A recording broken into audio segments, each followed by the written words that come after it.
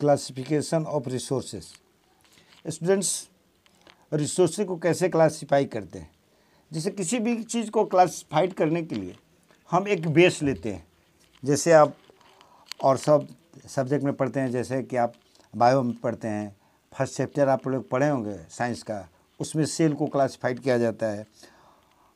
Cell को base मान के क्लासिफाइड किया जाता है। जैसे ऑर्गेनिज्म को दो कैटेगरी में बांटते हैं, यूनिसेलुलर और मल्टीसेलुलर। ठीक है, सेल को दो कैटेगरी में बांटते हैं, प्रोकैरियोटिक सेल, यूकैरियोटिक सेल। तो किसी भी चीज़ का क्लासिफिकेशन करते हैं तो पहले एक बेस मानते हैं। यहाँ हम लोग क्लासिफाई कर रहे हैं रिसोर्सेज को, तो यहाँ भी बेस मानना पड़ेगा। ठीक है, तो बेसिस ऑफ क्लासिफिकेशन कह रहे हैं कि इसको चार कैटेगरी में, पहले फर्स्ट चार कैटेगरी में बांटते हैं। कौन कौन चार कैटेगरी है वो?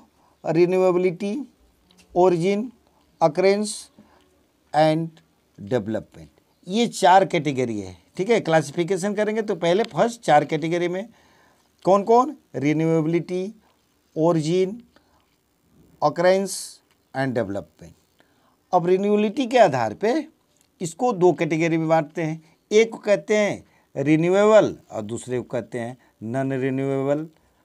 ओरिजिन के आधार पर उत्पत्ति जिसको कहते हैं, उत्पत्ति के हिसाब पे उसको दो कैटेगरी में बांटते हैं, बायोटिक और एबायोटिक।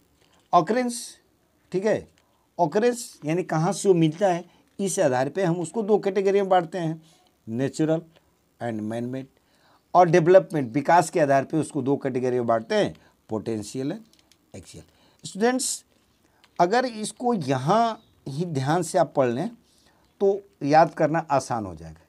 जैसे कह रहा है रिन्यूएबिलिटी, यानी ऐसे रिसोर्सेज होता है जो एक तो होता है जिसको आप फिर से नया कर सकते हैं, रिन्यूएबल, और दूसरा है नॉन रिन्यूएबल, फिर से उसको नया नहीं कर सकते हैं।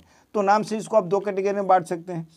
दूसरा है ओरिजिन, उत्पत्ति, उत्पत्ति के हिसाब से बायोटिक, जैविक और अजैव। ठीक है, जीव वाला जिसमें जो लिविंग है, और एबायोटिक जो नॉन लिविंग है। फिर है अकरेंस के जहाँ पर नेचुरल, जो आपको प्रकृति दिया है, जो आप प्रकृति से लिए हैं, और दूसरा है रिसोर्सेज जो आप मैन मेड है, जो खुद आप हम लोगों ने बनाया है, अपने सुख सुविधा के लिए, अपने आराम के लिए बनाए हैं। और दूसरे है डेवलपमेंट, पोटेंशियल एंड एक्चुअल। एक एक करके पढ़ते हैं। Classification based on availability. ठीक है, क्लासिफिकेशन बेस्ड ऑन रिन्यूएबिलिटी, यानी रिसोर्सेज जो होते हैं उसको हम दो कैटेगरी में बांटते हैं। एक क्या है? रिन्यूएबल, दूसरा है नॉन रिन्यूएबल। कह रहे हैं renewable resources are also as inexhaustible resources. देखिए, रिन्यूएबल रिसोर्सेज को एक दूसरे नाम से भी जानते हैं हम, इनएग्जॉस्टेबल रिसोर्सेज।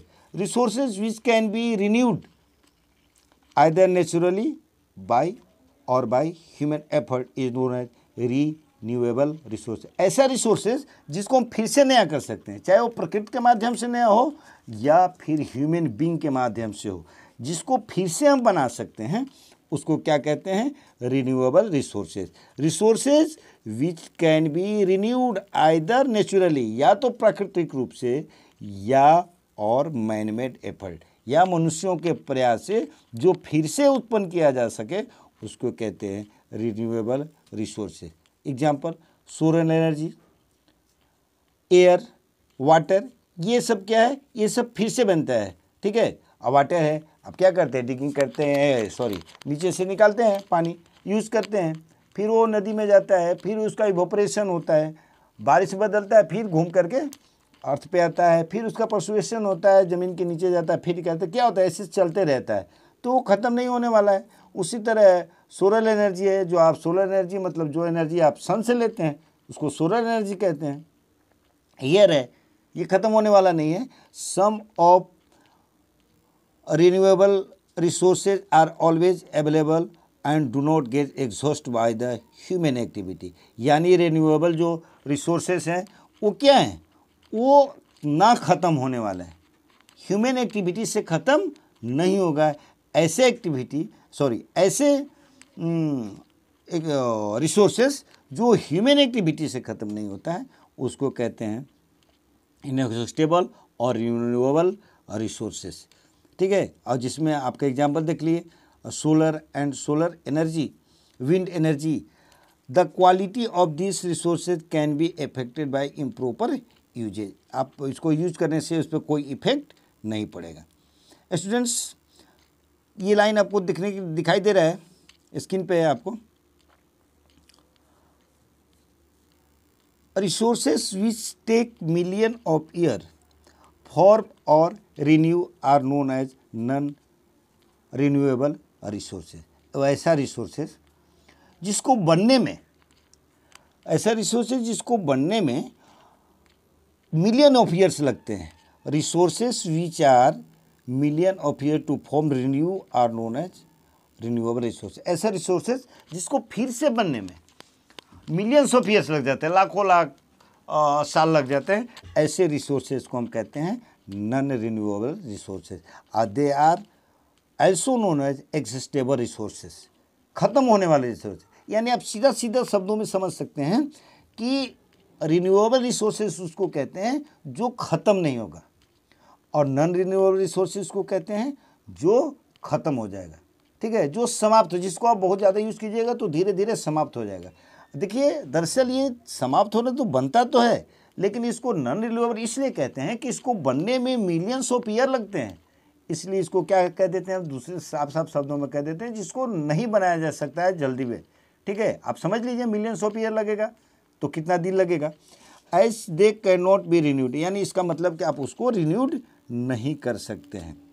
एनर्जी रिसोर्सेस, ठीक है ना, उस ऊर्जा संसाधन जिसको कहते हैं सच एज कोयला है, आपका पेट्रोलियम है, नेचुरल गैस है, other minerals are the example or renewable resources, non renewable resources. क्यों? तो आप पढ़े होंगे जूनियर क्लासेस में क्या कि कैसे कोयला बनता है, कैसे पेट्रोलियम का निर्माण हुआ है, कैसे नेचुरल गैस बने हैं। तो आप पढ़े होंगे कि अर्थक्वेक आया है, ज़मीन के नीचे चला गया, डिकम्पोजिशन हुआ, हाई टेम्परेचर प्रेशर के कारण उसका वो कन्वर्ट हुआ, तो समझिए कितना साल लग गया, मिलियंस ऑफ ईयर्स लगते हैं। इसलिए इसको कह दिया जाता है कि नॉन रिन्यूएबल रिसोर्सेस है। There is concern about their over explanation, they are the available limited amount of the earth's surface and complete utilization such resources would result in their exhaustion। यानी आप समझ लीजिए वही सारी बात लिखा हुआ कि आपको उसको अगर सही तरीके से यूज़ नहीं किए तो बहुत निकट भविष्य में ख़त्म हो जाएगा, फिर अवेलेबिलिटी उसका ख़त्म हो, उसको हम फिर रिन्यू नहीं कर सकते हैं। ठीक है, इसलिए इसको क्या कहते हैं, एग्जॉस्टेशन रिसोर्सेस कहते हैं। इसलिए इसका जो यूज है उसको क्या करना चाहिए, निकट आगे भविष्य में देखने के लिए, फ्यूचर जनरेशन के देख करके इसको केयरफुली सावधानी पूर्वक इसको यूज़ करना चाहिए, ताकि आने वाले भविष्य में हमारी पीढ़ी के लिए कोई दिक्कत न हो। Some of the mineral like metallic ores, gold and silver are recyclable, these metals may be used again again after the processing. कह रहा है कि आप मिनरल है, जैसे मेटलिक मिनरल है जो ओर से निकलता है, जैसे गोल्ड है, सिल्वर है, ये सब क्या है, ये सब रिसाइक्लेबल है, रिसाइकल होता है ये सब को, इन सारी चीज़ों को। This metals may be use, इस मेटल को आप बार बार यूज़ कर सकते हैं, रिसाइकल करके बार बार आप यूज़ कर सकते हैं। और कैसे यूज़ करेंगे, तो बार बार इसको प्रोसेसिंग कीजिएगा, आप प्रोसेसिंग करके बार बार इसको रिसाइकल करके यूज किया जा सकता है। अब देखिए, ये तो क्लासिफिकेशन हो गया। अब दूसरा क्लासिफिकेशन क्या है, क्लासिफिकेशन बेस्ड ऑन ओरिजिन, उत्पत्ति के हिसाब से, उत्पत्ति के आधार पे आप इसको कैसे क्लासिफाइड कर सकते हैं। कह रहा है resources which are obtained from the biosphere. अब जैसे आप पढ़े होंगे स्फीयर, बायोस्फीयर, लिथोस्फीयर, एटमॉस्फेयर। ठीक है, तो बायोस्फीयर किसको कहते हैं, बायोस्फीयर का मतलब कि जहाँ जैव है, जीव कहाँ कहाँ रहता है। ठीक है, तो जहाँ जहाँ जीव रहता है उस स्फीयर को क्या कहते हैं, हम बायोस्फीयर कहते हैं। ठीक है, तो resources which are obtain from biosphere, biosphere से जो रिसोर्सेस ऑब्टेन करते हैं, और जो बायोस्फीयर से करेंगे उसमें लाइफ होगा, यानी हैव लाइफ, लिविंग मीन्स उसके यहाँ लाइफ है। यानी जो चीज़ हमको जीवित चीज़ों से मिलता है, लिविंग थिंग से मिलता है, उस रिसोर्सेज को कहते हैं बायोटिक रिसोर्सेज। बायोटिक मतलब होता है जैविक, ठीक है, जैव, जैविक नहीं कहिए, जैव कह सकते हैं उसको, ठीक है।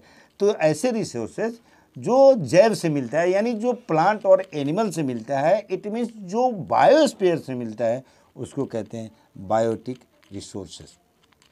For example birds, animals, fish, forest, ये सब क्या है? ये सारे के सारे क्या हैं? सब लिविंग है। और सब लिविंग है तो सब क्या है? बायोटिक रिसोर्सेज हैं, ठीक है। The biotic resources provide a variety of useful product, they have the capacity to reproduce and regenerate. अब देखिए बायोटिक रिसोर्सेज हैं तो वैरायटी ऑफ यूजफुल चीज़ देते हैं। क्यों? क्योंकि और जितना भी लिविंग थिंग्स है, आप पढ़े होंगे कि जितना भी लिविंग थिंग्स है उस पर क्या प्रॉपर्टी है? को रिप्रोडक्शन करते हैं। और जब रिप्रोडक्शन करेंगे तो वैरायटी ऑफ चीज़ें देंगे, वैरायटी ऑफ यूजफुल प्रोडक्ट देंगे और आप उसका यूज करेंगे जनरेशन टू जनरेशन। और वो क्या होता है? एक टर्म लिखा हुआ देखिए, रीजनरेट, वो रीजनरेट होता है, ठीक है ना। क्योंकि उसमें प्रोडक्शन का वो प्रोडक्शन करता है और फिर दूसरा जीव पैदा करता है। All biotic resources are renewable. और जितना बायोटिक रिसोर्सेस हैं वो सब क्या हैं? सब रिन्यूएबल हैं। यानी क्यों रिन्यूएबल हैं? क्योंकि वो रिप्रोडक्शन करते हैं। एक हुआ वो अपने समान संतान को पैदा किया, फिर वो अपने समान संतान को पैदा किया। इस तरह प्रोजेनी अपना पैदा करते रहता है और वो रिन्यूएबल होते रहता है। इसलिए जो भी बायोटिक रिसोर्सेस हैं वो क्या है? रिन्यूएबल है। But some take the long period of time to be renewed. जैसे अब कुछ है कि लंबा समय लगता है उसको रिन्यूड होने में। जैसे एनिमल के केस में तो आपने देख लिया। अब फॉरेस्ट है, अब तो फॉरेस्ट आपने नहीं लगाया है तो प्राकृतिक है, तो फॉरेस्ट लगने में काफ़ी समय लगता है, ठीक है। ऑल लिविंग और रिसोर्सेज और non living resources are known as abiotic resources. और जितना भी नॉन लिविंग रिसोर्सेज हैं वो क्या है? एबायोटिक रिसोर्सेज है। नॉन लिविंग रिसोर्सेज में क्या हो? आप एयर को ले लीजिए, आप सनलाइट ले लीजिए, आप वाटर ले लीजिए, आप मिनरल ले लीजिए, आप लैंड ले लीजिए, ये सारा के सारा नॉन लिविंग रिसोर्सेज हैं। The abiotic resources are not renewable. जितना रिसोर्सेज हैं एबायोटिक वो रिन्यूएबल नहीं है। कुछ को छोड़ दीजिए, जैसे वाटर को छोड़ दीजिए, ठीक है, एक्सेप्ट है water. These resources are in the great demand for the development of various industry and agriculture। अब देखिए जो क्या हो रहा है? विकास हो रहा है, इंडस्ट्रियलाइजेशन हो रहा है, डेवलपमेंट हो रहा है। तो इन सारी चीज़ों में नॉन लिविंग रिसोर्सेज का बहुत ज़्यादा डिमांड है। किस लिए? डेवलपमेंट एंड द किस चीज़ का डेवलप? इंडस्ट्री एंड एग्रीकल्चर का डेवलपमेंट के लिए। अगला जो क्लासिफिकेशन है, क्लासिफिकेशन बेस्ड ऑन अकरेंस, यानी अकरेंस के हिसाब से क्लासिफिकेशन कितने तरह का है। Resources available from the nature in the form of water, mineral, forest, etc.. Resources जो है नेचर के द्वारा हमको किन किन रूप में मिला है? तो वो मिला है वाटर, मिनरल एंड फॉरेस्ट के रूप में मिला है। और उसका ह्यूमन बीइंग यूज करता है किस लिए? अपनी आवश्यकताओं को पूरा करने के लिए। और इसी चीज़ को कहते हैं नेचुरल रिसोर्सेज, यानी नेचर द्वारा प्रदत्त, नेचर जो हमको प्रोवाइड किया है और उसका हम यूज़ करते हैं। और उन सारी चीज़ों को जैसे किस फॉर्म में मिला है हमको? वाटर के फॉर्म में मिला है, फॉरेस्ट के फॉर्म में मिला है और मिनरल के फॉर्म में मिला है। और हम अपनी आवश्यकताओं की पूर्ति के लिए उसका यूज करते हैं। इस तरह के रिसोर्सेज जो प्रकृति द्वारा मिला है और हम अपनी आवश्यकताओं को पूर्ति करते हैं, इस तरह रिसोर्सेज को हम कहते हैं natural resources. Many of this natural resources, जैसे उनमें से बहुत से ऐसे नेचुरल जैसे पानी है, are essential for survival of human being. ये रिसोर्सेज ह्यूमन बीइंग के सर्वाइवर के लिए, ह्यूमन बीइंग को जिंदा रहने के लिए ज़रूरी है। और इसके साथ साथ कंट्री के, देश के विकास के लिए भी ज़रूरी है। Students, resources created by human beings to satisfy their needs. जैसे जो चीज़ तो प्रकृति हमको दिया है वो उन चीज़ों को हम यूज़ करते हैं अपनी आवश्यकता को पूरी करने के लिए, तो वो सारा चीज़ क्या हो गया? वो नेचुरल हो गया। लेकिन हमारी आवश्यकताएं अनंत है और जैसे जैसे हम विकास कर रहे हैं, लोग चीज़ों की का खोज कर रहे हैं, उससे ऐसे हमारी आवश्यकताएं बढ़ती जा रही हैं। तो हम भी कुछ चीज़ों का निर्माण किए, हमारी अपनी आवश्यकताओं को पूरा करने, हम अपने ज़िंदगी को कंफर्टेबल बनाने के लिए, हम भी आवश्यकताओं को पूर्ति करने के लिए चीज़ों का खोज किया। जैसे हमने सड़क बनाया है, हमने पंखा बनाया है, हमने कूलर बनाया है, एसी बनाया है, बल्ब बनाया है, इन सारी चीज़ों को हम लोगों ने भी बनाया है। तो ऐसी सारी चीज़ें जिनको हम क्रिएट किए हैं, हम क्रिएट किए मतलब ह्यूमन बीइंग क्रिएट किए हैं। Resources created by human being to satisfy their needs are known as man made resources. यानी मनुष्य अपने आवश्यकताओं को पूरा करने के लिए जो रिसोर्सेज का निर्माण किया, उन रिसोर्सेज को कहते हैं मैन मेड रिसोर्सेज। जैसे हमने कहा, आप देख रहे हैं फॉर एग्जांपल सड़क बनाई हमने, बिल्डिंग्स बनाए हैं, मशीन्स बनाए हैं, इन सारी चीज़ों की क्या हम अपनी आवश्यकताओं को पूरा करने के लिए किए हैं। लेकिन ये सारा चीज़ जो हम लोग डेवलप किए हैं, इसमें कहीं ना कहीं हम नेचुरल रिसोर्सेज का भी यूज़ किए हैं। बिना नेचुरल रिसोर्सेज यूज़ किए हम इन चीज़ों को डेवलप नहीं किए हैं। The quality and the quantity of people of country determine the human resource. अब ये चीज़ डिपेंड करता है कि जिस देश के लोग हैं उनका क्वालिटी और क्वांटिटी क्या है पीपल का, इस हिसाब से हम क्या करते हैं, डिटरमाइन करते हैं ह्यूमन रिसोर्सेज को। Healthy and well educated people contribute their respective society in the positive way. अब कह रहे हैं जो धनी लोग हैं या जो वेल डेवलप एजुकेटेड लोग हैं, पढ़े लिखे लोग हैं, वो अपने डिस्ट्रीब्यूशन को सोसाइटी में देते हैं पॉजिटिव वे के लिए, ठीक है। और मालनर्सरिंग एंड द इलिटरेट पीपल और the other hand can not contribute much of the respect society. अब जो लोग कुपोषण के शिकार हैं या जो लोग पढ़े लिखे नहीं हैं, ठीक है, वो अपना कंट्रीब्यूट नहीं कर पाते हैं रेस्पेक्टिव सोसाइटी में। ह्यूमन रिसोर्सेज भी आर वेल डेवलप्ड। जो ह्यूमन रिसोर्सेज है अलग अलग कंट्री का अपना अलग अलग स्थिति के हिसाब से, अलग अलग एजुकेशन के हिसाब से, ठीक है, अलग अलग लोग का सोच थॉट के हिसाब से अलग अलग लोग रहते हैं। जैसे कह रहे हैं कि human resources are well developed in Japan. Japan के ह्यूमन रिसोर्सेज वेल डेवलप्ड है, वहाँ के लोगों के स्किल और क्या है, टेक्नोलॉजी जो है वो डेवलप्ड टेक्नोलॉजी है। अफ्रीकन रीजन नेशंस हैं, in spite of being the rich in resources, बहुत ज़्यादा उनके पास रिसोर्सेज हैं, लेकिन बहुत ज़्यादा रिसोर्सेज हैं लेकिन लेस डेवलप्ड है। मोस्ट ऑफ द पीपल है अनस्किल्ड है एंड इलिटरेट है। देखिए जापान है, छोटा कंट्री है, क्या है, वहाँ के लोग पढ़े लिखे हैं तो उसके पास से स्किल्ड है और टेक्नोलॉजी है तो डेवलप्ड है। कुछ ऐसे देश हैं, नेशन हैं साउथ अफ्रीका के, जहाँ रिसोर्सेज हैं, रिसोर्सेज बहुत ज़्यादा है लेकिन डेवलपमेंट नहीं है। क्यों? क्योंकि पीपल क्या है, अनस्किल्ड है एंड अनलिटरेट है, कुछ कौशल नहीं है उनके पास, अशिक्षित हैं, इसलिए रिसोर्सेज होते हुए भी क्या है, अनडेवलप्ड है, ठीक है। अब देखिए classification based on the development of resources. Students, available resources in a country which are not fully trapped are known as potential resources।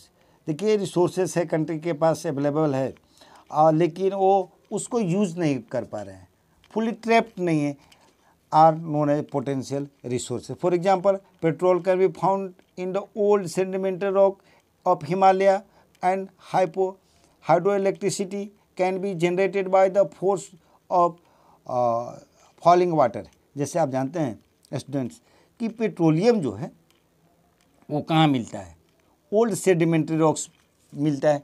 Sedimentary rock तो आप लोग पढ़े होंगे, ओल्ड सेडिमेंट्री रॉक भूल गए, ठीक है। सेडिमेंट्री रॉक उसको कहते हैं परतदार चट्टान, एक परत फिर दूसरा परत, दूसरा फिर तीसरा परत, ये परत दर परत, लेयर बाय लेयर जो रॉक्स बना होता है उसको कहते हैं सेडिमेंट्री रॉक्स। ये कहाँ पाया जाता है? हिमालय से, हिमालय में। अब सेडिमेंट्री रॉक्स है, वहाँ क्या है, वहाँ पेट्रोलियम है। अब देखिए हाइड्रो इलेक्ट्रिसिटी, इलेक्ट्रिसिटी कहते हैं थर्मल इलेक्ट्रिसिटी, हाइड्रो इलेक्ट्रिसिटी। देखिए थोड़ा सा हाइड्रो इलेक्ट्रिसिटी किसको कहते हैं, जिसको हिंदी में पन बिजली कहते हैं। बिजली को डैम बनाते हैं, बिजली का डैम बनाते हैं नदी किनारे, पानी के लिए एक ऊपर उठाते हैं, ऊपर उठा करके नीचे गिराते हैं, वो फैन लगा रहता है, टरबाइन लगा रहता है और वहाँ से हम पानी से बिजली उत्पन्न करते हैं, वाटर से बिजली उत्पन्न करते हैं। जब हम वाटर से बिजली उत्पन्न करते हैं तब उसको कहते हैं हाइड्रो इलेक्ट्रिसिटी। तो hydroelectricity can generate bye the force of falling water, आपने आपको बताया ऊपर से पानी गिराता है, उस पर पानी का फोर्स होता है, फोर्स से बड़ा बड़ा टरबाइन का जो ब्लेड होता है वो नाचता है, उससे हम बिजली प्राप्त कर लेते हैं।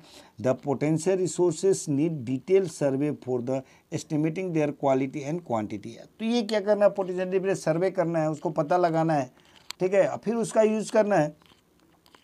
The preliminary assessment by the US Geographical Survey suggests that the Arctic sea bed may hold as much as 25% of world undiscovered oil and natural reserve। ये बताया 25% है, जो ये सर्वे करके बताया है यूएस का कि आर्कटिक सी बेड में 25% ज़्यादा वर्ल्ड अनडिस्कवर्ड क्या है, नेचुरल गैस हैं, ऑयल हैं। By one estimate 400 million barrels of oil might the lie beneath the article sea bed. क्या है, आर्टिकल सी बेड के नीचे लगभग 400 मिलियन बैरल ऑयल है। तो ये पोटेंशियल रिसोर्सेज में आते हैं, उसका अभी हम यूज़ नहीं कर पा रहे हैं। और दूसरा है the actual resources of a country are those which have been the thoroughly served and the quantities have been exerted। The exploration, development and the utilization of actual resources depend upon the technology availability। कह रहे हैं कि technology और ये क्या कहते हैं